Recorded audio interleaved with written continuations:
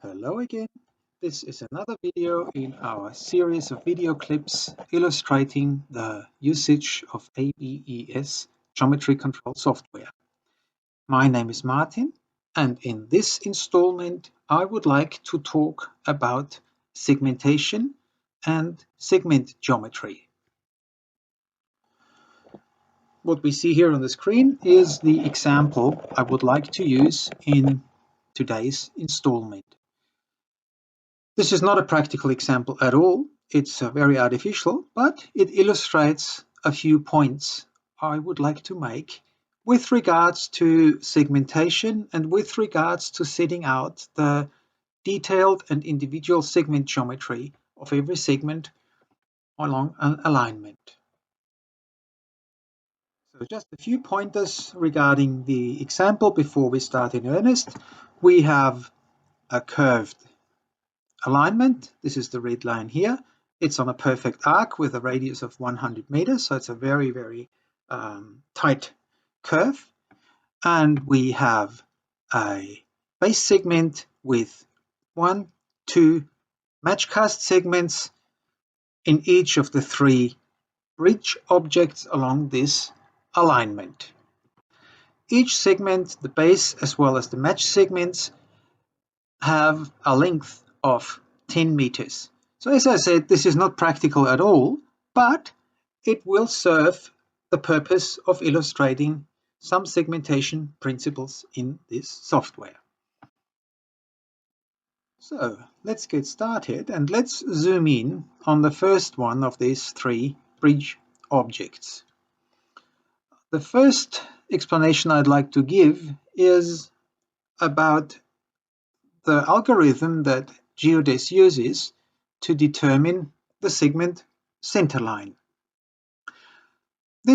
All these segments are defined as secant to the alignment, which means that if the alignment is curved, the start and the end of the segment centerline, which we see here in blue, so the start and the end sits on the alignment. But in between the start and the end, we have a straight line, and if the alignment is curved, there is a small deviation. So in this case, in the case of an arc with a 100-meter radius and a 10-meter segment length measured along the segment center line, the station difference between, or the chainage difference between the start and the end is not 10 meters, but 10 meters and 8 millimeters. So that little deviation here makes up for 8 millimeter difference. And that straight line here, connecting the starting point and the end point, that straight line has the exact length which we have prescribed for our segment. And that line here, that segment center line, also determines the length, the direction of the segment, or the alignment of the segment, if you like.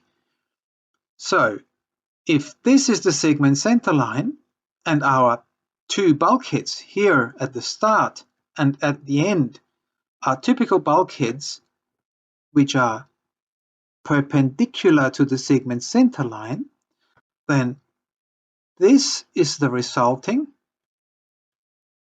rectangular shape of our base segment. Moving on now to the first match cast segment here. In the casting yard, this will be the conjugate segment, the base segment will be the conjugate segment, and over here, this is where the bulkhead will be. Again, we have a length of 10 meters, so in setting this segment out, geoDes will find a point in a straight line 10 meters away on a straight line and on the alignment. And again, we can see that the segment center line deviates ever so slightly from the alignment, which is a curve. And this straight segment center line again determines the direction or the alignment of the segment. The bulkhead is perpendicular to this segment center line. Typically, most casting machines have this requirement that the bulkhead is perpendicular to the segment center line. And this is what we see here on the screen. So on this side, we have a segment center line that ensures that the start and the end of the segment sits on the alignment, and then the program calculates the direction of the bulkhead, and from there the program will calculate the direction of the two sides of our casting machine in parallel to the segment center line and the position of the conjugate segment, so this segment here can be cast and set out. And the next segment will be exactly the same.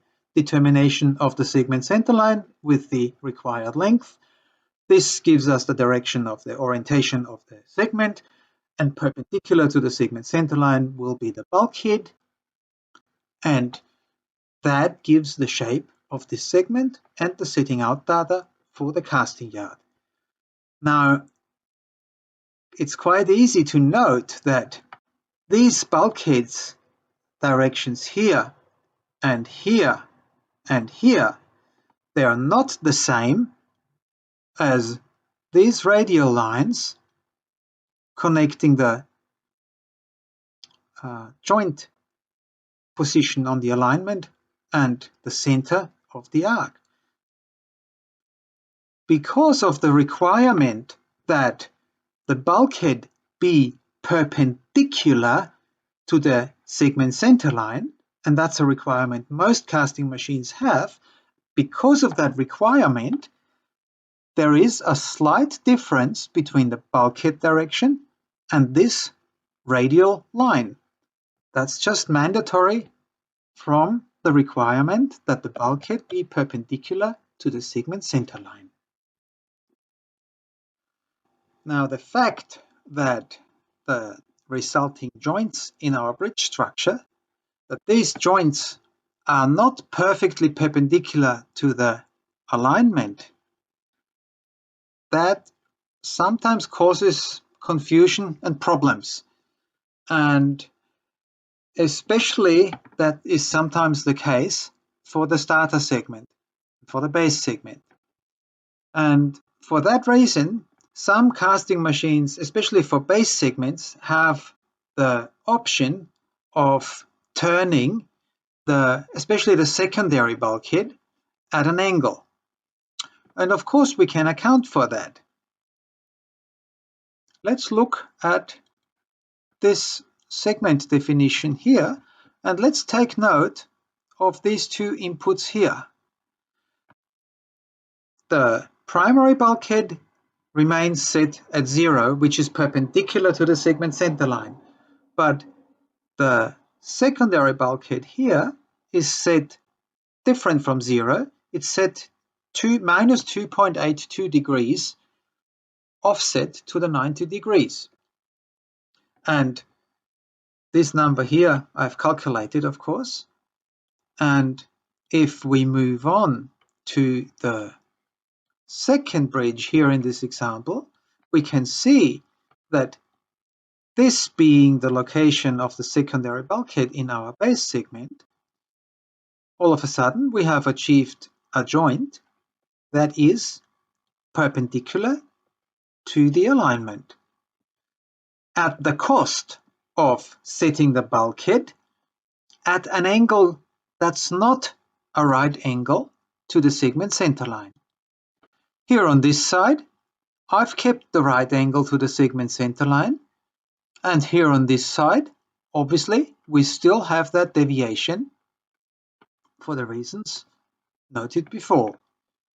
But on this side here, we have a radial joint. The joint is perpendicular to the alignment, and sometimes that's important in specific locations. If we wanted the other side perpendicular to the alignment as well, then we have to give up the notion that our primary bulkhead is perpendicular to the segment center line. We can of course define that coming back here, entering the value here, accepting it, and then the bulkhead moves at an angle, and we get this pie-shaped base segment. That's sometimes possible and required, especially on a tight curve. Still, our match cast segments, there are different casting machines, and we still have joints that are not perpendicular to the alignment and are not radial in our arc configuration. If that is necessary, and it hardly ever is, we can of course set it up in our model. Here is a version of the same bridge, but in this version here, all the joints are radial.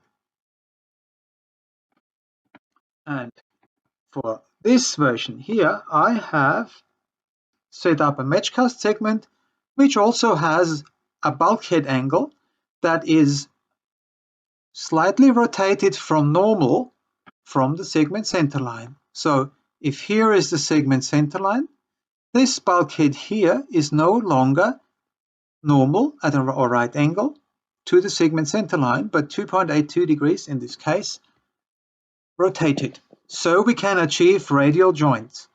Of course, that is very awkward to achieve in a casting yard, if possible at all. But of course, we can replicate it if it is necessary. I would like to stop here, and I think this explains a lot about the setting out of these segments. I have not considered tangential configurations, and that will be the topic of another video at a later point. We have talked here only about segments where the segment center line is a secant to the curved alignment. The first point and the last point of our segment center line, the start and the end, is located on the alignment, on the axis. Everything in between comes at an offset due to the curvature.